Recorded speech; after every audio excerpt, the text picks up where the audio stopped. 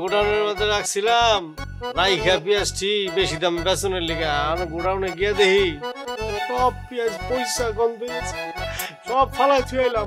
এই নিয়ে এত চিন্তা করে না। চিন্তা করবো না কি লিগা, চিন্তা তো চইলা হ্যাঁ দুইটা লাভের লিগা বাজারের মধ্যে দিন নাই রাত নাই পড়ে থাকি, এর মধ্যে আমার এত ক্ষতি হয়ে গেল, আমি যে কি করবো আমি মাথা দিয়ে। হইছে, এত দুঃখ করতে না।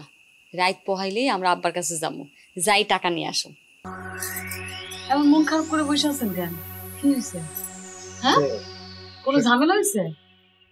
আর ঝামেলা কি, আমার কপালে তো ঝামেলাই থাকে সবসময়। গোডাউনের মধ্যে রাখছিলাম রাইখা পেঁয়াজটি বেশি দাম বেচনের লিগা আমি গোডাউনে গিয়ে দেখি সব পেঁয়াজ পয়সা গন্ধ হয়েছে, সব ফালাই থুয়ে এলাম।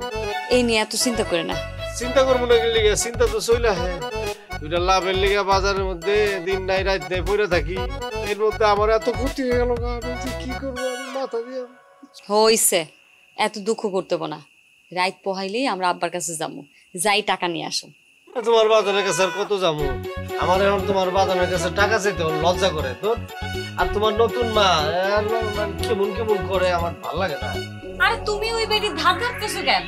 ওই বেটি কারা? আপনি ওই বেটির নিয়ে কথা কইতেছেন কেন? আব্বা তো করে টাকা দেয়, চাইলেই তো টাকা দেয়, যে কোনো বিপদ আপদ আব্বাই আম করে চালায়। কালকে সকাল হইলে আমরা আব্বার কাছ থেকে আবার টাকা নিয়ে আসো। এখন এত দুশ্চিন্তা করে না, চলেন কয়টা খাইয়া নেবেন। না বেটে গ্যাস হয়েছে কি জানে। আচ্ছা, খাইলে ঠিক হয়ে যাবো, চলুন ঘরে চলুন।